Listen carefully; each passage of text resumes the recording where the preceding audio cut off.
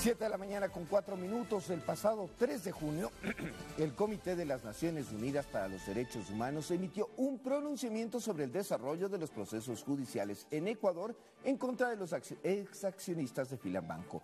El fallo tiene 10 puntos. En 8 de ellos se da la razón al Estado ecuatoriano. Sin embargo, hay 2 que han generado polémica. ¿Tiene que devolverse los bienes incautados en 2008 a los hermanos Isaías? ¿Es necesario algún tipo de reparación o disculpas públicas? Lo conversamos en este espacio. Diego García, Procurador General del Estado.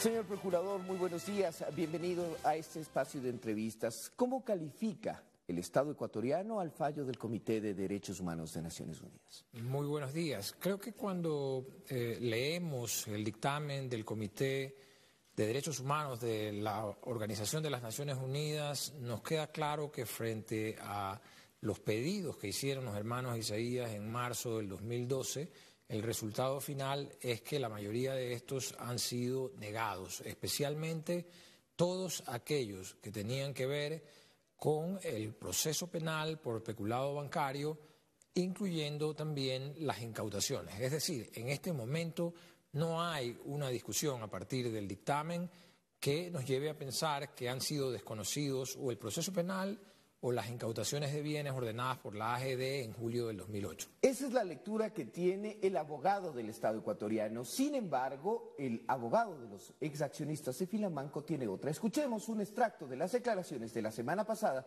del doctor Jorge Zavala. Punto 8. El Comité de Derechos Humanos, actuando en virtud del artículo 5 Pucotrat, etcétera, dictamina significa resuelve, decide que el Estado parte, el Ecuador, violó el derecho de los autores, los hermanos Isaías, bajo el artículo 14.1 del pacto, a un proceso con las debidas garantías en la determinación de sus derechos y obligaciones. Textual. El 9. De conformidad con el artículo tal, el Estado Ecuador tiene la obligación de proporcionar a los autores un recurso efectivo en cuyos derechos reconocidos en el pacto hayan sido violados. En consecuencia, el Estado parte debe asegurar que los procesos pertinentes cumplan con las garantías de conformidad con el artículo del proyecto. Y finalmente dice que los condena a una plena reparación. Una plena reparación, ha dicho el doctor Zavala. ¿Es así? Cuando se habla de plena reparación hay que tomar en cuenta varias cosas. La primera, que no estamos hablando de una sentencia. No hay una decisión de carácter jurisdiccional dictada por jueces que deba ejecutarse. ¿Qué sería el caso, por ejemplo, en que la Corte Interamericana de Derechos Humanos, un organismo con jurisdicción internacional, hubiese tomado una decisión? Pero adicionalmente hay que tomar en cuenta que la plena reparación a la que se refiere el comité está relacionada con el punto 14.1 del Pacto de los Derechos Civiles y Políticos, que es el documento que le permite intervenir al Comité de las Naciones Unidas. Digamos así, el paraguas jurídico al cual nos acogemos. Exactamente, y este artículo 14.1 al que se refiere el numeral 9 del dictamen está referido al acceso a las garantías judiciales y al debido proceso. Es decir, ¿qué es lo que nos está disponiendo el comité? Que le demos a los hermanos Isaías, al igual que a cualquier ciudadano ecuatoriano, el derecho a impugnar las decisiones administrativas que tome el Ecuador. Ese derecho ha estado ahí siempre, a través de las vías judiciales previstas en la Ley de la Jurisdicción Contencioso Administrativo, que hoy son parte del Código Orgánico General del Proceso. El proceso contencioso administrativo es la vía para reclamar respecto de una decisión administrativa. Esto no significa que el comité haya resuelto algún tipo de reparación económica o algún tipo de indemnización, ni siquiera la nulidad de las decisiones adoptadas por el Ecuador. Eso no es parte de las observaciones del comité, porque tampoco fueron pedidas por los hermanos Isaías. ¿Está el comité en algún momento invalidando, por ejemplo, el mandato constituyente que prohibió que jueces de primera instancia acojan recursos, amparos constitucionales se llamaban en ese entonces, a favor de las decisiones, o en contra, perdón, de las decisiones administrativas de la entonces Agencia de Garantía de Depósitos? No hay en el dictamen ninguna decisión que nos lleve a pensar que se dejen sin efecto actos administrativos tomados por el Ecuador como las incautaciones. No hay ninguna decisión que ordene al Ecuador dictar nuevas resoluciones como podría ser el cambiar el mecanismo de incautación o darle alguna atención especial a este caso. El dictamen no llega a ninguna de esas conclusiones, de manera que pensar que a través del dictamen va a generarse un proceso diferente en el Ecuador respecto de las incautaciones en el caso Isaías o respecto de cualquier otra de las incautaciones adoptadas en relación con la crisis bancaria es sacar de contexto la resolución. No lo dice. Ahora, vamos a citar una parte de la resolución. Le voy a prevenir a la producción para que por favor nos ponga la claqueta correspondiente y yo voy a leer. Dice, en consecuencia, el Estado debe asegurar que los procesos civiles pertinentes cumplan con las garantías de conformidad al artículo 14.1 del pacto y el presente dictamen. ¿A qué se refiere entonces con esto, señor procurador? ¿Tendríamos que regresar a la posibilidad de que los ex accionistas de Filabanco apelen la decisión administrativa de la AGD de incautar sus bienes? El 14.1 del Pacto de Derechos Civiles y Políticos, que es el documento internacional suscrito y ratificado por el Ecuador y que por tanto está vigente, concede a los ciudadanos el derecho al acceso a la justicia, tener un mecanismo de justicia eficaz a través del cual impugnar las decisiones de carácter administrativo. Ese mecanismo es la justicia ordinaria, los procesos que están previstos a través de la justicia ordinaria. Lo que está diciendo el punto 9 del dictamen es precisamente eso. Usted tiene que darle el acceso a la justicia ordinaria. Y ese acceso lo tuvieron antes y los propios Isaías, como parte de su estrategia litigiosa, han preferido no acudir a ellos. Nunca iniciaron un proceso contencioso administrativo. Este proceso que llega o arriba a este fallo inicia en 2012. ¿Qué pidieron en ese entonces? Y me voy a permitir leer otra parte, un extracto del documento de 112 páginas que presentaron ante el Comité de Naciones Unidas, que dice: es necesario precisar en este punto que no se pretende presentar en el Comité de Derechos Humanos una denuncia sobre la legalidad o no del contenido material de la resolución AGD-UIO-GG 2008 del 12. ¿A qué se refieren con esto, señor procurador, los demandantes o los peticionarios en este caso?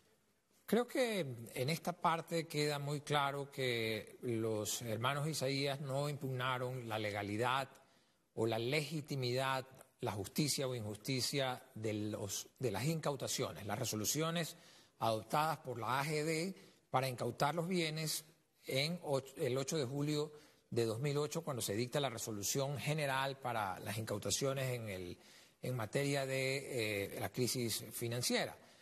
Y si los hermanos Isaías no pidieron que se declare la ilegalidad de esta resolución, es obvio que en el dictamen no van a obtener ninguna decisión que afecte a la resolución. La resolución entonces está más vigente que nunca, al igual que están más vigentes que nunca las actuaciones tomadas por los jueces penales que llevaron a la conclusión de que se había cometido el delito de peculado bancario, que hoy en el dictamen está claro que es un delito que ya existía en el sistema penal ecuatoriano aún antes de que se cometieran los hechos y que no ha sido aplicado, por tanto, retroactivamente como lo sostuvieron los hermanos Isaías. El abogado Zavala y algunas otras voces jurídicas han advertido de la posibilidad de que se aplique el derecho de repetición sobre quienes sostienen las decisiones, por ejemplo, que tomara en 2008 la AGD. ¿Han tomado en cuenta eso en la defensa del Estado ecuatoriano? Se lo ha tomado en cuenta porque lo primero que hemos discutido es si se adoptaron o no bien las decisiones en el año 2008 respecto de las incautaciones como parte de este proceso llevado ante el comité.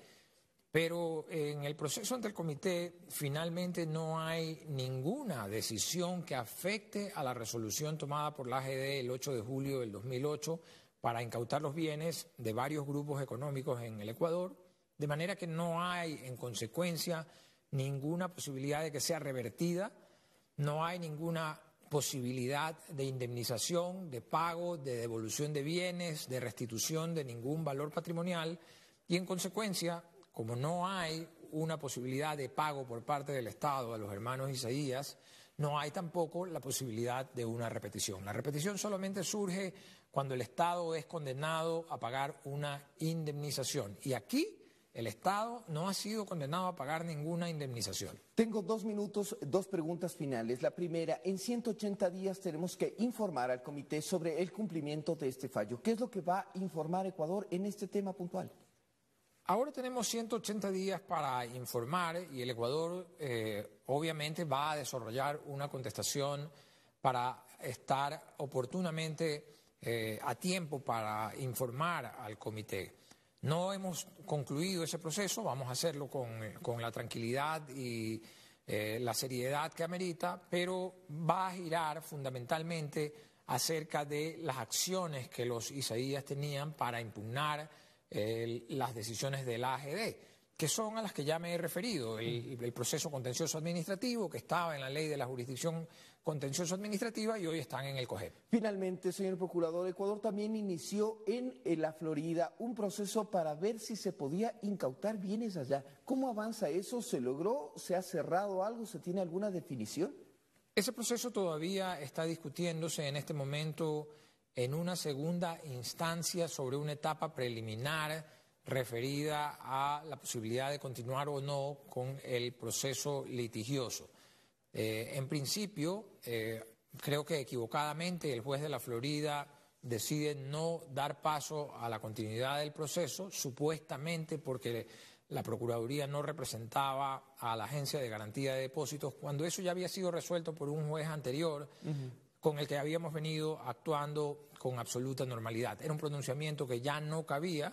Hemos recurrido a una segunda instancia en la Florida, estamos esperando un pronunciamiento que seguramente se dará en este mismo año y con ese pronunciamiento podremos continuar adelante con el proceso de intento de recuperar bienes también en los Estados Unidos. Listo. Muchísimas gracias entonces al señor Procurador General del Estado, el doctor García. Nos ha explicado, no existe en el fallo del Comité de Naciones Unidas ningún argumento para que los exaccionistas de Filamanco reclamen los bienes incautados en el 2008. 7:17, después del corte continuamos con más información.